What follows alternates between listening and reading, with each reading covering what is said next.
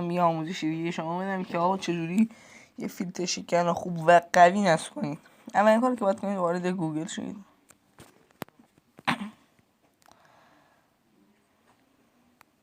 سرچ کنید فیلتر شکن، فیلتر شکن قوی، همچین چیزی باید سرچ کنید. وقتی که صفحه واسهتون باز شد میید پایین اینجا نوشته نصب فیلتر شکن قوی از گوگل رایگان، کاملا رایگانه، میزنید روش. وقتی وارد شدید اینجا دوتا براتون نسخه میاره. این نسخه فایل مستقیم میگیرن از دانلود از گوگل پلی.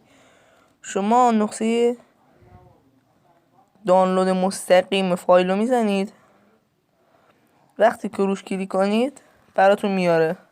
حالا من چون دانلودش کردم مثلا وارد صفحه میشم.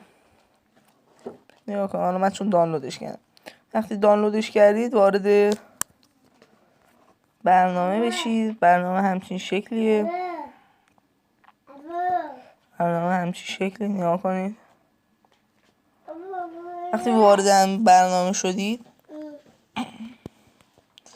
یه خورده زمان میبره تا براتون صفحه باز بشه، چون این دایره‌ای که این پایین میبینید باید کامل بشه که همین دایره یه خورده زمان بره، چون اولین بار دارید وارد میشید. من 2-3 بار وارد شدم. خب اینجا وقتی که براتون صفحه بالا میاره اینجا یه چیز هست به نام کلیک کنید روی این تا صفحه باز شدن فیلتر شکن براتون بیاره. اینجا 2-3 بار براتون میچرخه تا وصل بشید. وقتی که رنگ سبزی میشه یعنی در حال وصلید. الان شما برید بیرون، فیلتر شکنتون متصله.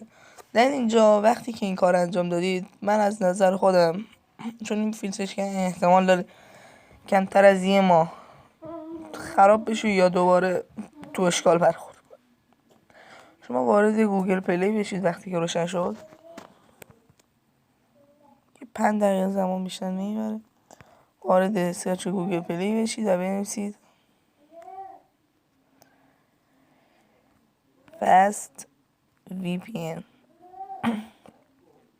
همچین صفحه براتون باز میکنه، یه کلیدیه نوشته فست VPN. با این کلیک فشار بدید و نصبشو بزنید. این واقعا خیلی قدرتمنده. حالا من اینو قطع کنم.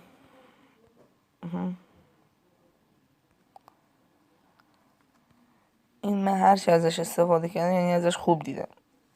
نه اینکه قاطی میکنه قطع میشه وسط کارتون. بعدش سرعتش هم خیلی پر سرعت و قویه. فقط این 9 ثانیه باید صبر کنید تا براتون کار کنه.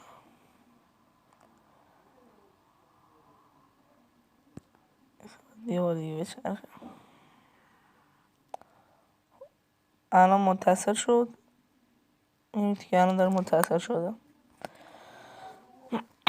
الان میتونیم امتحانش کنیم.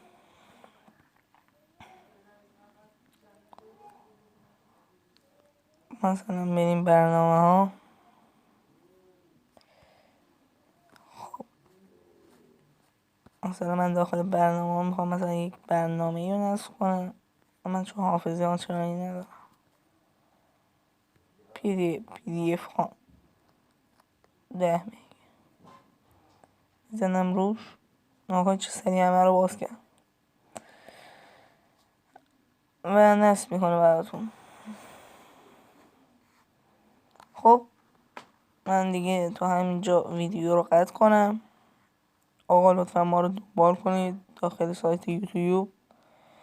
دنبال شدن رو بزنید و فیلم من رو لایک کنید. ممنون. خداحافظ.